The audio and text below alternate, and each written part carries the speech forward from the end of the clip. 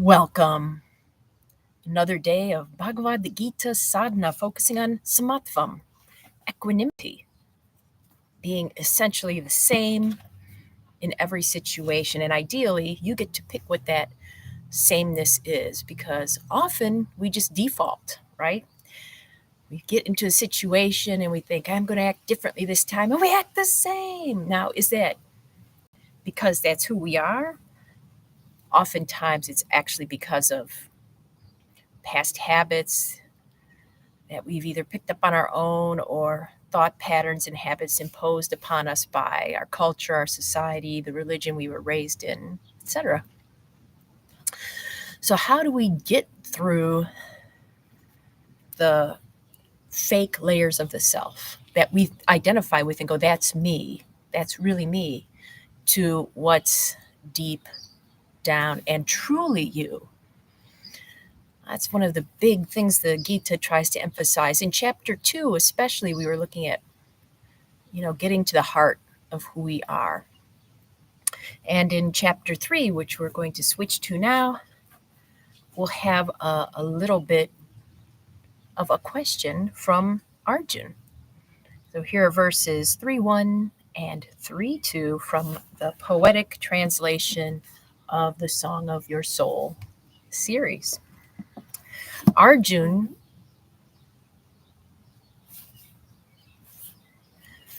my phone thought I was talking to her when I said series.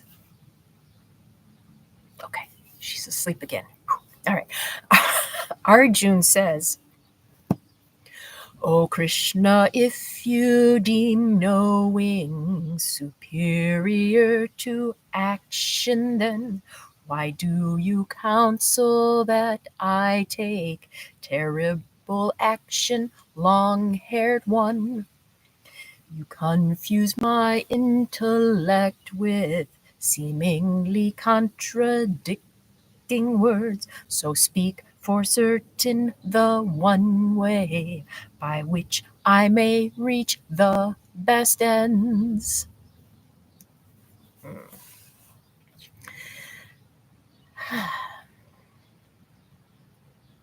There's a lot to unpack here.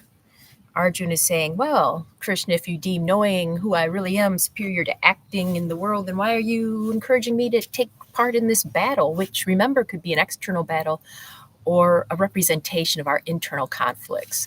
A lot of us, especially in the West, we have an internal conflict come up, and instead of facing it, we numb ourselves. And it's easy because we have the various streaming services, we have various social media platforms, we have all kinds of ways to just not face the conflicts inside or even in our relationships, right? So why should we act upon these, especially if we're trying to be peaceful? If we're peaceful, we just ignore the conflicts, right? By ignoring them, they'll go away. Not so much. Oh, but Arjun is looking for a way to avoid conflict, as many of us do. If it's a conflict that's really tough, we seek to avoid it, which is interesting because, well, are we born that way or made that way? Oh,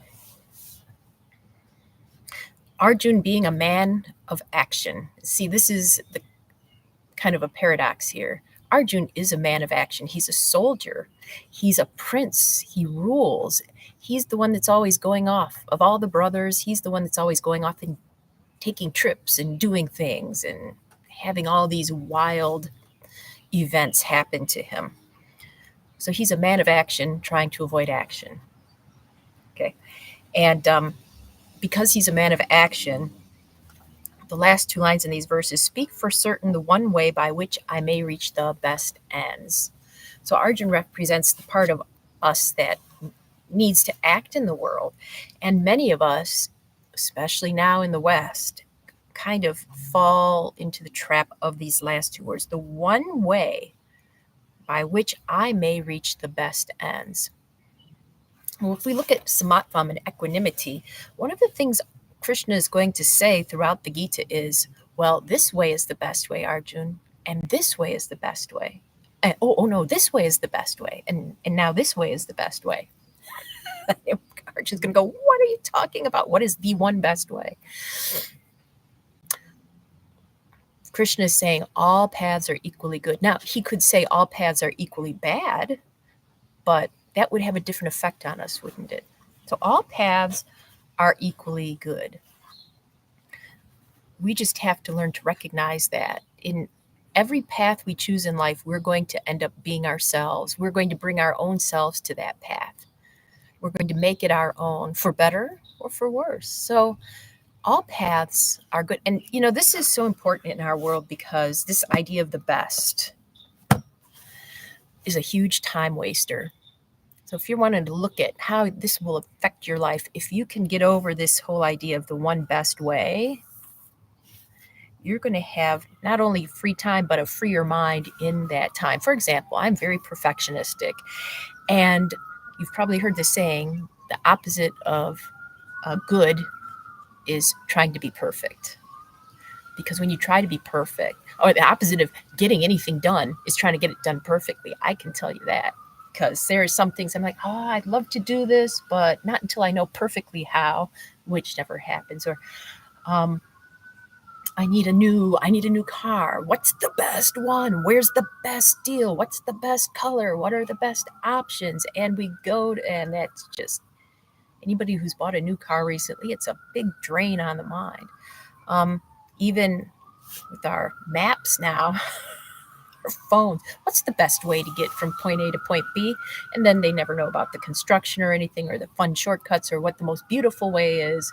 So Krishna is trying to help Arjun get over this tremendous waste of time and energy by finding the one best way. Whatever place you're in and path of action that's in front of you is best for you for now.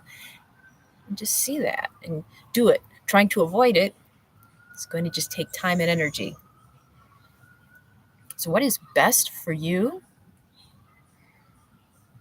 The Gita says, and Krishna says, it's what's right in front of you, even though our minds and ego might want to go, it's something different. My way is the best way. My yoga is the best yoga. My philosophy is the best philosophy. They're all equally good, says Krishna. Oh, yeah. And this helps a lot with, talk about a time suck, streaming services. I don't know if some of you remember when there were I lived in Sandusky and there were basically 5 TV channels. And we had a lot because we had both Toledo and Cleveland. We could choose 5 things. What do we pick? It didn't take long to choose, right? And maybe it wasn't the very best programming, but it was good enough. And we just whatever and enjoyed it. And then since there were only 5 things and you're of a certain age, you probably just talked to your peers the next day about the one thing that you would all watch, right?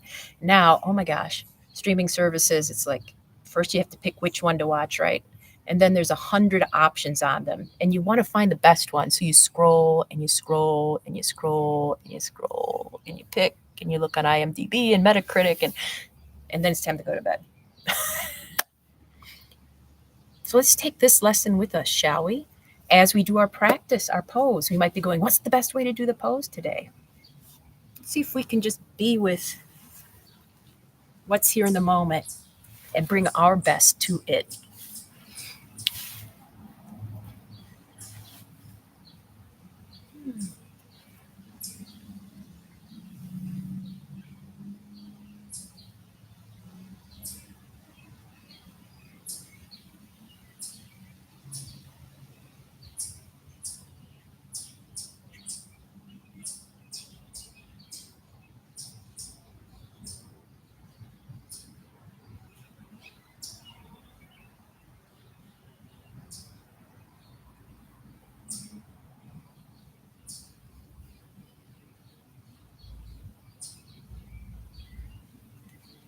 Switch. Whoa. Whoa.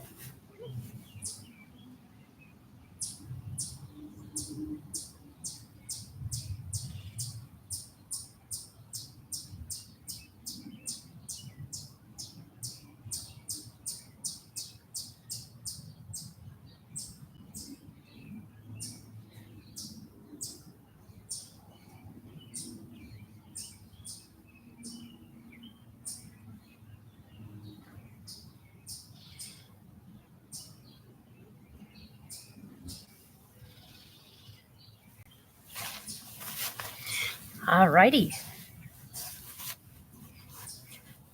5 minutes. I invite you to contemplate how much of your time you might be spending trying to figure out the best, and how much time you could save by accepting whatever is in front of you as the best. See you in 5.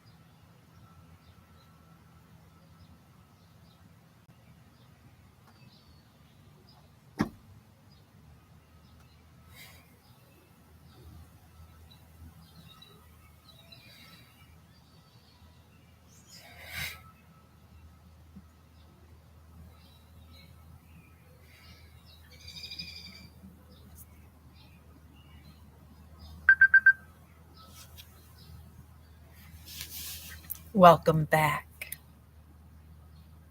There's no one objective path that's the best and therefore the most sacred. It's whatever path you bring your best self to, whatever's in front of you, when you bring your best self to it, it's transformed into something special. Rob, may you have a special embodiment day, and the rest of you, I hope I get to see you tomorrow. May our paths cross then.